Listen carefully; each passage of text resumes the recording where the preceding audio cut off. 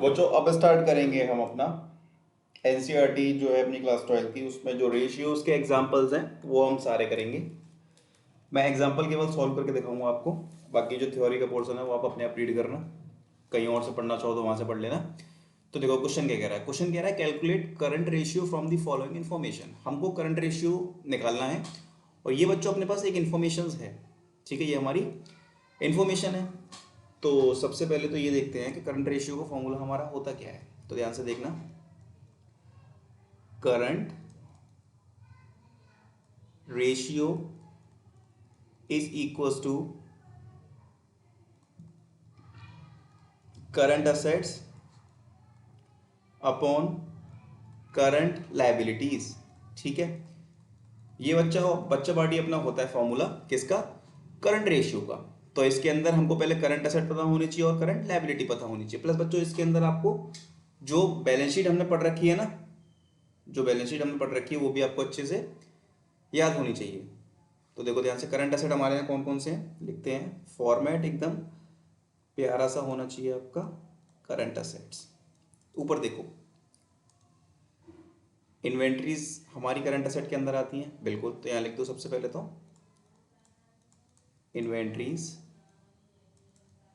ये आ गया 50,000। Okay, next trade receivables 50,000। तो बच्चों ये भी अपना एक करंट असेट है, so we can also write it trade receivables. कितना है ये, 50,000 का।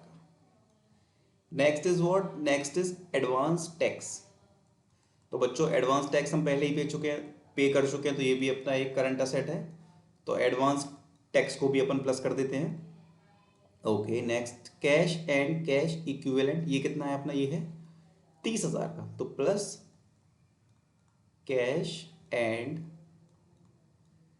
कैश इक्विवेलेंट, ये कितना है बच्चों अपना 30,000 का। अब ट्रेड पेबल्स अपनी करंट लायबिलिटी है, शॉर्ट टर्म बोरोइंग्स भी अपनी करंट लायबिलिटी है। तो बच्चों हमने करंट असेट सारा मेंशन कर लिया, अब इसका कर दो टोटल। तो 50,000 प्लस 50,000 ये हो गया 1,00,000, और ये 1,30,000 प्लस 4,000, तो ये हो गया बच्चों अपना 1,34,000। तो करंट असेट का टोटल हमारा आ गया 1,34,000 ना हो। अब चलते हैं करंट लायबिलिटी की तरफ, तो लिखते हैं सबसे पहले। तो ये आ गई अपनी current liabilities.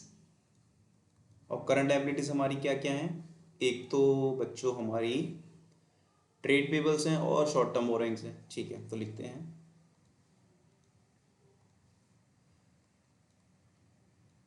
Trade payables plus short term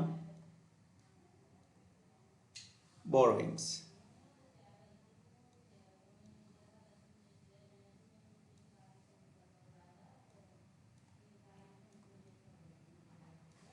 ठीक है।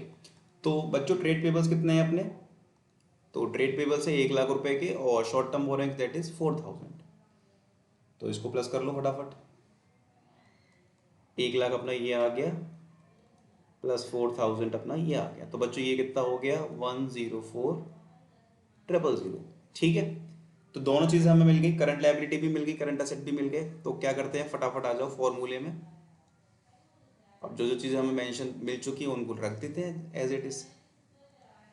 तो देखो करंट असेट है अपना 1,34,000 रुपए का, तो वो लिख देते हैं यहाँ पर अपॉन करंट लायबिलिटी बच्चा बाड़ी कितनी निकली है अपनी, दैट इज 1,04,000। ओके, तो जीरो से जीरो कट गए। अब 1,34 अपॉन डिवाइड बाय 1,04, ठीक है। तो बच्चों ये आपकी 1.29 करके कुछ आएगी अपॉन 1। तो रेशियो क्या है अपना 1.29 रेशियो 1। और अपना करंट रेशियो का आइडल रेशियो क्या होता है, दैट इज 2:1, ठीक है।